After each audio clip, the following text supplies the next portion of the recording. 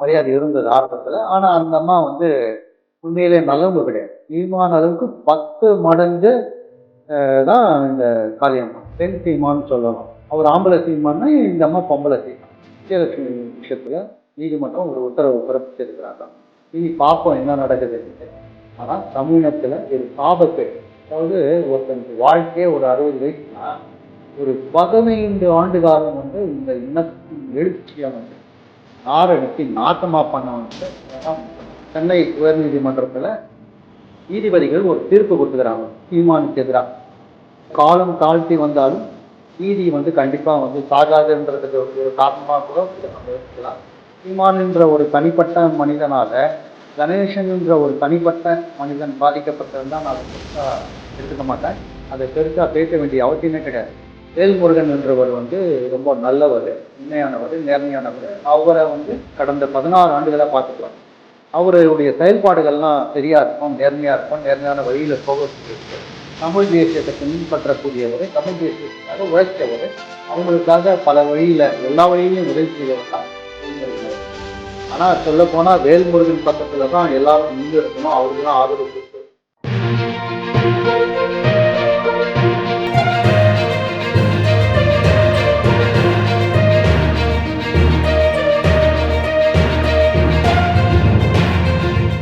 அனைவருக்கும் வணக்கம்.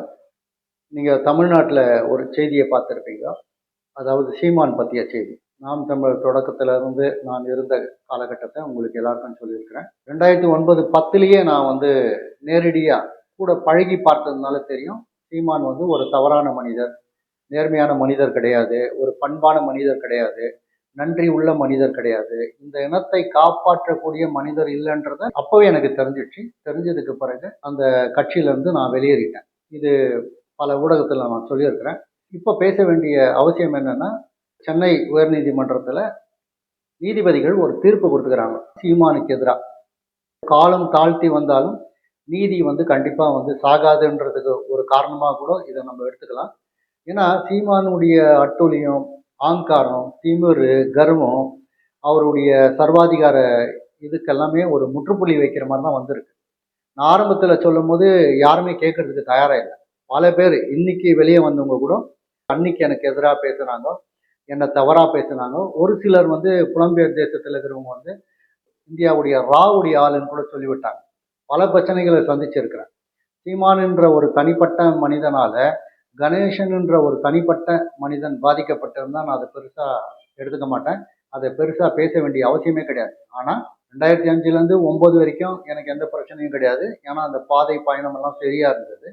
ஆனா ஒன்னொன்னும் செயல்பாடுகளும் கூட இருந்து கவனிக்கும் போது தான் தெரியுது, இந்த மனிதன் வந்து எப்படிப்பட்ட மனிதன், இவன் ஒழுக்கம் உள்ளவனா, ஒழுக்கமற்றவனா, இவன் நேரான பாதையில போறானா, போலியா, அது எல்லாமே அலசுறதுக்கும் இது எல்லாமே பார்க்கறதுக்கு எனக்கு ஒரு வாய்ப்பு கிடைச்சது. வாய்ப்புனா இதை நான் தேடி போல. நான் வந்து நல்லெண்ண அடிப்படையில் தமிழினத்துக்கு ஒரு நல்லவன், ஒரு நேர்மையானவன் கிடைச்சிருக்கிறான், அந்த பாதையில் நம்ம இனத்தை மீட்டெடுக்கலாம், நம்முடைய விடுதலை அடையிறதுக்கு ஒரு காரணமாக இருக்கோன்றது தான் ஆரம்பத்தில் பயணித்தோம். ஆனால் பயணிக்கும் போது தான் தெரியும், இவன் 100 விழுக்காடு சுயநலம் படைத்தவன், இவனுக்கு வந்து எந்த விதமான நல்ல எண்ணங்களும் கிடையாது. ஒரு ஸ்கிரிப்ட் எழுதிட்டு வந்து பேசுவான். பேசும்போது இவனுக்கு தெரியும் என்ன பேசுனா கை தட்டுவாங்க, என்ன பேசுனா மயங்குவாங்க. எப்படின்னா ஒரு ரஜினிகாந்தோ, ஒரு அஜித்தோ, விஜயோ அவங்களுக்கு ரசிகர்கள் இருக்கிற மாதிரி. அந்த ரசிகர்களுக்கு எந்த கோட்பாடும் கிடையாது. அவங்க ரசிப்பாங்க, விசில் அடிப்பாங்க, காசு கொடுப்பாங்க, தன்னுடைய எதிர்காலத்தையும் மறந்துடுவாங்க. இவன் வந்து தேசிய தலைவர் வழியில மிகப்பெரிய எழுச்சியை உருவாக்கிடுவான்னு வந்தா, இவனும் ரசிகர்களை தான் உருவாக்கினான். அந்த ரசிகர்கள்ல பல பேர் இன்னைக்கும் ரசிகராக இருக்கிறாங்கன்றதான் உண்மை. ஆனா அந்த ரசிகர்கள்ல நான் கிடையாது. நான் ஆரம்பத்திலேயே கணிச்சிட்டு வெளியே வந்துட்டேன். ஆனா அதுக்கு பிறகு எத்தனையோ பேர் நான் போட்ட பதிவுகளை பார்த்துட்டு பல பேர் எனக்கு எதிராலாம் பேசினாங்க. அது மட்டும் இல்லை, என்கிட்டயே வந்து வாக்குவாதம் பண்ணாங்க, சண்டெல்லாம் பிடிச்சாங்க. சண்டெல்லாம் நடந்திருக்கு. ஆனா அன்னைக்கு என்ன சொல்லியும் கேட்காதவங்க இன்னைக்கு வந்திருக்கிறாங்க. வந்ததுக்கான விடை கிடைச்சிருக்கு, அவங்களே ஒத்துக்கிறாங்க. ஆனா காலம் கடந்து வந்திருக்கிறாங்க. காலம் கடந்து வந்தவங்கள சில பேர் வந்து சுயநலவாதிகளா இருக்கிறாங்கன்றது எனக்கு நல்லா தெரியும். வேல்முருகன் என்றவர் வந்து ரொம்ப நல்லவர், உண்மையானவர், நேர்மையானவர். அவரை வந்து கடந்த 16 ஆண்டுகளாக பார்த்துட்டு வரேன். அவருடைய செயல்பாடுகள்லாம் சரியா இருக்கும், நேர்மையா இருக்கும், நேர்மையான வழியில போகக்கூடியவர், தமிழ் தேசியத்தை பின்பற்றக்கூடியவர், தமிழ் தேசியத்துக்காக உழைச்சவர், அவங்களுக்காக பல வழியில் எல்லா வழியிலையும் உதவி செய்தவர் தான் வேல்முருகன் அவர்கள். ஆனால் சொல்லப்போனால் வேல்முருகன் பக்கத்தில் தான் எல்லாரும் நின்று இருக்கணும், அவருக்கு தான் ஆதரவு கொடுத்துருக்கணும். நான் உள்பட எங்களுக்கு வந்து வீராவேசமாக ஒருத்தன் வந்தான், ஒரு எழுச்சின்னு வந்தான். வேல்முருகனை ரொம்ப அருகில் போய் பார்க்கல, கொஞ்சம் தூரத்துல தான் பார்த்தோம், செயல்பாடுகளை கவனிச்சோம், அவ்வளவுதான். ஆனா இவன் கூடவே பழகணும், இவன் கூடவே இருந்தோம், இவன் எங்க கூடவே ஒன்னா சாப்பிட்டு இருக்கிறான். இப்படி பயணிக்கிற பட்சத்துல இவனை நல்லவன் நம்பி ஏமாந்தவங்க பல்லாயிரம் பேர், ஒருத்தன் ரெண்டு பேர் இல்லை. புலம்பெயர் தேசத்துலயும் சரி, தமிழ்நாட்டிலையும் சரி ஏமாந்தவனுங்க நிறைய பேர். இப்பவும் ஏமாந்துங்கிறாங்க.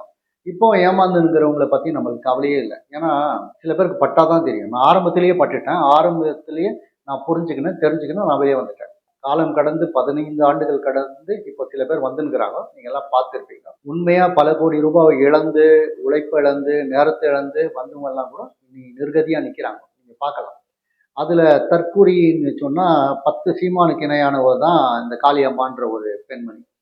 அந்த பெண்மணி மேல எனக்கு ரொம்ப மரியாதை இருந்தது ஆரம்பத்துல. ஆனா அந்த அம்மா வந்து உண்மையிலே நல்லவங்க கிடையாது. அதாவது சீமான் எப்படியோ, சீமான் அளவுக்கு 10 மடங்கு தான் இந்த காளியம்மா. பெண் சீமான்னு சொல்லலாம். அவர் ஆம்பளை சீமான்னா இந்த அம்மா பொம்பளை சீமான். இப்படிதான் இந்த அம்மா இயங்குனாங்கன்றது எனக்கு ஆரம்பத்திலேயே தெரியும். ஏன்னா இவங்களுடைய பேச்சு, இவங்களுடைய செயல் உண்மைக்கு புறம்பா பேசுவாங்க. இப்போ நான் கர்நாடக மாநிலத்தில் இருக்கிறேன். கர்நாடக மாநிலத்தை பற்றி ஒன்றுமே தெரியாது அந்த அம்மாவுக்கு. நான் பிறந்துக்கிறேன், வளர்ந்துக்கிறேன், இங்கே நடக்கிற விஷயம் எல்லாமே தெரியும். இந்த அம்மா என்னவோ கர்நாடகத்திலே பறந்து வளர்ந்து அடிப்பட்டு உதப்பட்டு இங்கே நடந்த பிரச்சனைகள்லாம் தெரிஞ்ச மாதிரி பேசுவாங்க. இவங்கெல்லாம் ஒரு பேச்சாளர்கள். இப்படியெல்லாம் இந்த ஏமாளி மக்களை, அப்பாவி தமிழர்களை ஏமாத்துறாங்கன்றதுக்கு இந்த அம்மாவும் ஒரு காரணம். இன்னைக்கு வந்து அந்த அம்மா திமுகவில் சேர்றதா ஒரு பதிவு பார்த்தேன். வெட்கக்கேடு. ஏன்னா கலைஞர் அவர்களையும், ஸ்டாலின் அவர்களையும், கனிமொழி அவர்களையும், அந்த கட்சியை பற்றியும் பெருசாக விமர்சிட்டு, வெக்கங்கட்டு, மானங்கட்டு, சூடு சொரணை எல்லாமே அந்த கட்சியில் போய் சேர்றாங்கன்னு கேள்விப்படும் போது இந்த அம்மா எப்படிப்பட்ட சந்தர்ப்பவாதின்றதை நீங்க புரிஞ்சுக்கலாம். சீமான் ஒரு பெரிய சந்தர்ப்பவாதினா இந்த அம்மா அதை விட பெரிய சந்தர்ப்பவாதி. அதான் சொல்லிட்டாங்களே, இவன் ஒரு ஆண் வர்க்கத்துல ஒரு மிகப்பெரிய சர்வாதிகாரி, இந்த அம்மா வந்து பெண் வர்க்கத்துல ஒரு சந்தர்ப்பவாதி. சந்தர்ப்பமா பயன்படுத்திக்கிறதுக்கு, அதாவது பதவி வேணும் இந்த அம்மாக்கு, காசு வேணும். இந்த பதவிக்காக காசுக்கும் பேயா அலையிறாங்களோ, எதுக்கு இந்த மாதிரி பேயா அலையிறாங்கன்னு எனக்கு ஒண்ணுமே புரியல. தமிழ்நாட்டுல வந்து அரசியல்வாதி வந்து காலகாலமா அழியிறான், அதுக்காக பயணிக்கிறான், அதுக்காக வேலை செய்யறான்றது வேற விஷயம். ஆனா இவனுங்க தமிழ் தேசியன்னு வந்துட்டு, தமிழ் இனம்னு வந்துட்டு, தமிழ் மொழின்னு வந்துட்டு ஏன்டா காசுக்காக இப்படி அழியிறீங்கோ? அதாவது தேசிய தலைவரும் மாவீரர்களும் பல தியாகங்களை செய்திருக்கிறாங்க, பல அர்ப்பணிப்புகளை செய்துக்கிறாங்க. அந்த மாவீரர்களுடைய கனவை நனவாக்குறதுக்காக பல உண்மையான போராளிகள் போராட்ட களத்துல நின்று இன்னைக்கும் போராடிட்டு இருக்கிறாங்க. அவங்க தியாக அர்ப்பணிப்பெல்லாம் இந்த ஜனங்க மறந்துட்டாங்க. புலம்பெயர் தேசத்துல இருக்கிற கூட அறிவாளிங்க, அவனுங்க கூட வந்து என்னன்னா ஒரு பக்கமா தான் பேசுவாங்க. அவங்களாம் பேசுறதுக்கே வெக்கக்கடான்னு நினைக்கிறேன். ஏன்னா கொஞ்சம் கூட புரிதல் இல்லாம, கொஞ்சம் கூட அறிவு இல்லாம, அதாவது நம்ம இனம், நம் மொழி எப்படிப்பட்ட இனம், எப்படிப்பட்ட மொழின்றத மறந்து ஒரு தவறான பாதையில இவன் பேச்சை கேட்டுக்குன்னு ஆடுறாங்க. ஆனா உனா குறுக்குத்தனமா கேள்வி கேட்கறது, கொஞ்சம் கூட சிந்திக்கிற அறிவே இல்லாம, சிந்திச்சு பார்த்தானா தெரியும் அவன் என்ன பேசுறான், எதை பேசுறான், இன்னொருத்தன் என்ன சொல்றான், ஒண்ணுமே கிடையாது. நான் சொல்றதெல்லாம் உண்மை, நீங்க ஏத்துக்க வேண்டிய அவசியம் கிடையாது. ஆனா சிந்திக்கணும் இல்லையா, இவன் யாரு, எப்படிப்பட்டவன், இவன் என்ன வேலை செய்துக்கிறான், இவன் சொல்றது உண்மையா, இவன் சொல்றதுனால இவனுக்கு என்ன பயன், நம்ம கிட்ட எதை அடையிறதுக்கு பாக்குறான், எவ்வளவு பணம் பறிக்கிறதுக்கு பாக்குறான், இல்ல நம்ம தலையில மிளகா அரிக்க பாக்குறானா, இதை கூட யோசிக்காம அப்படியே கண்மூடித்தனமா விழுறது எந்த விதத்துல நியாயம்? இன்னைக்கு கர்நாடகத்துல ஓரளவுக்கு நாங்கெல்லாம் கொஞ்சம் எழுச்சியா ஒற்றுமையா இருந்ததை கூட சீரழிச்சவன் இந்த சீமான். மொத்த மொத்தமா சீரழிச்சிட்டான். ஆரம்பத்துல இவன் வந்தான், பெங்களூர் காலை எடுத்து வச்சான், அடுத்தது தங்கவயலுக்கு வந்தான். வந்ததுக்கு பிறகு பாத்தீங்கன்னா அங்க இருக்கிறவங்க எல்லாம் தனித்தனியா பிரிச்சு எல்லாத்தையும் ஒருங்கிணைக்கிற வேலையெல்லாம் தவிர்த்து நான் மட்டும்தான், நாம் பெருமை மட்டும்தான் அப்படின்னு சொல்லி அங்கேயும் குட்டை கலப்பி விட்டான், எல்லா இடத்துலையும் குட்டை கலப்பி விட்டான். இப்போ எல்லாத்தையும் தாண்டி பெரியாரை பத்தி பேசி, நான் தான் இந்த, அதாவது பெரியாரை பேசி அவன் முதலமைச்சர் ஆயிடவோ, அவன் வந்து வேற வழியில பெரிய ஆள் ஆயிடவோ, ஏதாவது ஒண்ணு அவன் பெரியாரை பத்தி பேசி நான் ரொம்ப பெரிய ஆள் ஆயிடலாம், அதை விட ஒரு பெரிய சாதனையை அப்படி இப்படின்னு நினைச்சு இன்னைக்கு சங்கிகளுக்கு ஆதரவா போய் என்னென்னவோ செய்துங்கிறான். உங்க எல்லாருக்கும் தெரியும். இன்னைக்கு எல்லாத்துக்கும் மேலாக விஜயலட்சுமி விஷயத்துல நீதிமன்றம் ஒரு உத்தரவு பிறப்பிச்சிருக்கிறாங்க. இனி பார்ப்போம் என்ன நடக்குதுன்ட்டு. ஆனால் தமிழினத்தில் ஒரு சாபக்கேடு. அதாவது ஒருத்தனுக்கு வாழ்க்கையே ஒரு 60 வயசுனா ஒரு 15 ஆண்டு காலம் வந்து இந்த இனத்தின் எழுச்சியை வந்து நாரடிச்சு நாசமா பண்ணவன் வந்து இவன் தான் முக்கியமானது. அதாவது இலங்கையில இனப்படுகொலை நடத்தியவர்கள் இன்னைக்கு வரைக்கும் தண்டிக்கப்படலை. இன்னைக்கு வரைக்கும் அவங்க வந்து நீதிமன்றத்தில் நிறுத்தப்பட்டு விசாரிக்கப்படலை. இப்படி இருக்கிற பட்சத்துல அதை முன்னெடுக்காம புலம்பெயர் தேசத்துல இருக்கிறவங்க இவன் பின்னால அலைஞ்சுக்கின்னு இவனுக்கு பதிவு போடுறதும், இவனுக்காக முகநூல்ல பேசுறதும், இவனுக்கு காசு அனுப்புறதையும் பண்ணி அவங்க நாரடிச்சுட்டாங்க. புலம்பெயர் தேசத்துல அங்க உண்மையா பயணிக்கிறவங்க இன்னைக்கும் பயணிச்சுங்கிறாங்க. இன்னைக்கும் லண்டன்ல வந்து சைக்கிள்ல போயிட்டு இருக்கிறாங்க ஐநா சபைக்கு. அதெல்லாம் நான் பாக்குறேன். அதெல்லாம் பெருமையா இருக்கு.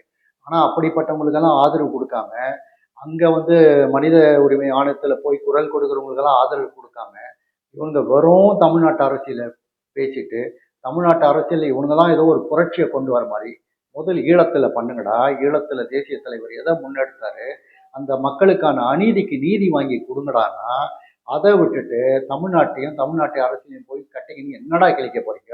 ஒண்ணுமே நடக்காது. முதல்ல வந்து சரியா விளங்கிங்க. நான் வாடா போடான்னு சொல்றதெல்லாம் தவறா நினைக்காதீங்க. என்னை மன்னிச்சிடுங்க. உங்களுக்கு எல்லாமே வேண்டுகோள். நீங்க எப்படின்னா போங்க, எக்கேற்கேடு கட்டுனா போங்க. அதை பத்தி நமக்கு பிரச்சனை கிடையாது. ஏன்னா எதிர்பார்ப்பு இருக்கிறவனுக்கு தான் ஒரு ஏதாவது வருத்தம் இருக்கும். எனக்கு வருத்தமே கிடையாது.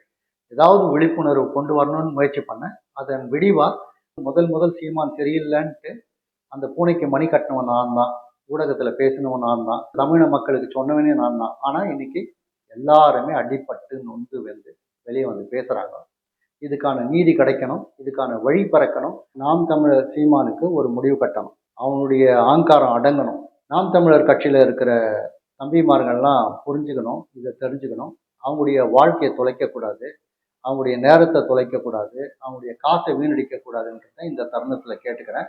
தமிழினத்திற்கு இதனால ஒரு விடிவு பிறக்கும்ன்றதை நான் நம்புறேன். நன்றி, வணக்கம்.